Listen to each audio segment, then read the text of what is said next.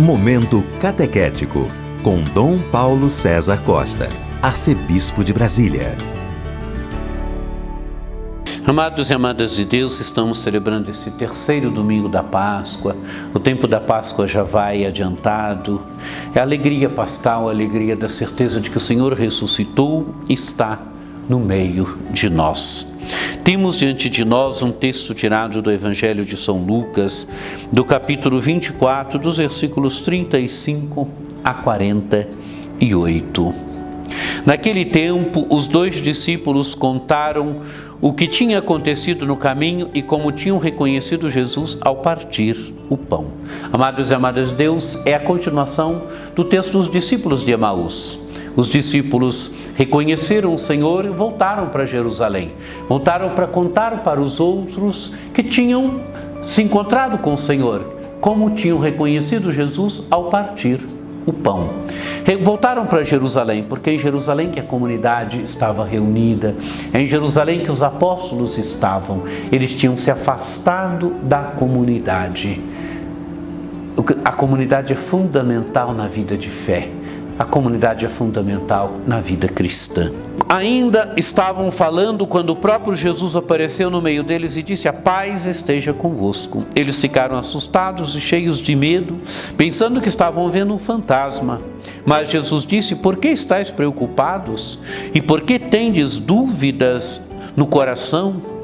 Vede minhas mãos e meus pés, sou eu mesmo. Tocai em mim e vede um fantasma. Não tem carne nem ossos, como estás vendo que eu tenho." E dizendo isso, Jesus mostrou-lhes as mãos e os pés, mas eles ainda não podiam acreditar porque estavam muito alegres e surpresos. Amados e amadas de Deus, estão ainda falando, o próprio Jesus se coloca no meio deles. E o primeiro dom que o ressuscitado dá aos seus é o dom da paz. A paz esteja convosco.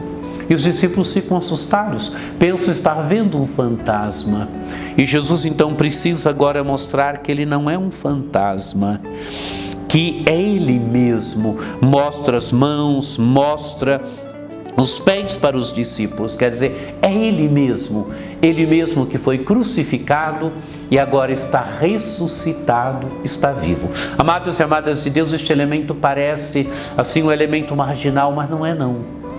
O texto bíblico quer dizer para nós que a fé na ressurreição não se fundamenta sobre uma ideia, não se fundamenta sobre um fantasma. A fé na ressurreição se fundamenta sobre um fato real. O ressuscitado apareceu para os discípulos. Os discípulos puderam constatar que era ele mesmo que viveu com os discípulos, ele mesmo que foi crucificado, ele mesmo que está ressuscitado, que está vivo.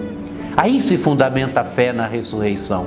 A fé na ressurreição não é uma ideia, a fé na ressurreição não é simplesmente uma experiência mística que os apóstolos tiveram, não.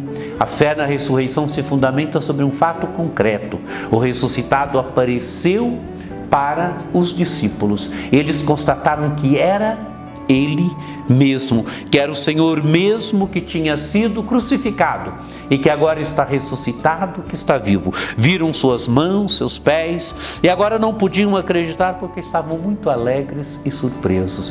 Alegria pela presença do Senhor, alegria porque o ressuscitado está no meio deles. Então Jesus disse: "Tendes alguma coisa para comer?" Deram-lhe um pedaço de peixe assado. Ele tomou e comeu diante deles. Amados e amadas de Deus, ele quer dizer, é ele mesmo. O Senhor ressuscitado tem uma existência real. Ele não pertence mais ao nosso mundo. Ele pertence ao mundo escatológico, ao mundo de Deus. Ele se faz ver, ele aparece, mas é uma existência real. Há uma continuidade entre o Jesus que conviveu com os discípulos, entre aquele que foi crucificado e aquele que foi ressuscitado. Há uma continuidade na descontinuidade. É ele mesmo. Então Jesus disse: tendes alguma coisa para comer? Deram-lhe um pedaço de peixe assado. Ele tomou e comeu diante deles. Depois disse-lhes: são essas as coisas que vos falei quando ainda estava convosco. Era preciso que se cumprisse tudo o que está escrito sobre mim na lei de Moisés, nos profetas e nos salmos. Então Jesus abriu a inteligência dos discípulos para entenderem as Escrituras e lhes disse: assim está escrito, o Cristo sofrerá e ressuscitará dos mortos ao terceiro dia, e no seu nome serão anunciados a conversão e o perdão dos pecados a todas as nações, começando por Jerusalém. Vós sereis testemunhas de tudo isso. Amados e amadas de Deus, no primeiro momento é a compreensão das Escrituras.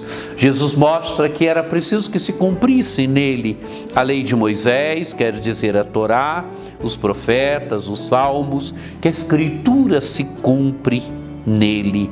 Amados e amadas de Deus, é impossível entender Jesus Cristo sem o Antigo Testamento, sem as Escrituras. Jesus é o fruto maduro do Antigo Testamento. E Jesus mostra que o Antigo Testamento já previa a sua morte, a sua ressurreição. E Jesus abre a inteligência dos discípulos para entenderem as Escrituras, entrar no mistério das Escrituras. Como é importante entrar no mistério das Escrituras, como é importante entender a palavra de Deus, como é importante entrarmos na dinâmica da palavra de Deus. A palavra de Deus, ela vai formando o nosso coração, ela vai formando verdadeiramente o coração do homem, da mulher, ela vai nos tornando livres e operantes. E Jesus mostra agora que ele tinha predito a sua morte e a sua ressurreição, né? E disse-lhes: assim está escrito, o Cristo sofrerá e ressuscitará dos mortos ao terceiro dia, e no seu nome serão anunciados a conversão e o perdão dos pecados a todas as nações, começando por Jerusalém. Quer dizer, ele tinha predito a sua morte e a sua ressurreição, e no seu nome serão anunciados a conversão. Conversão é mudança de rota na vida, é a mudança de rota na existência, é deixar a existência que temos, deixar a rota que estamos trilhando e começar a assumir uma rota segundo o projeto salvífico de Deus, segundo o plano de Deus.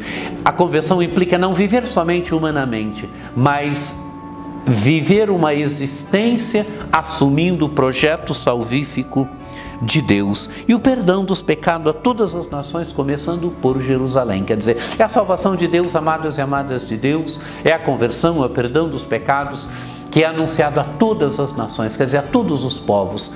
Todos são destinatários da salvação de Deus. A salvação de Deus é para todos. Jesus Cristo veio para salvar a todos. Vós sereis testemunhas de tudo isso. Os apóstolos são testemunhas disso. São testemunhas de Jesus Cristo, são testemunhas da sua morte e ressurreição, e nós hoje continuamos a missão dos apóstolos. A missão dos apóstolos é missão nossa hoje, é missão da igreja, é missão minha, é missão sua, é missão nossa. Amados e amadas de Deus, vivamos da alegria do ressuscitado, vivamos da certeza de que o Senhor está vivo, presente no meio de nós, busquemos encontrar os sinais da sua presença, busquemos viver da sua presença, busquemos ser testemunhas do ressuscitado hoje.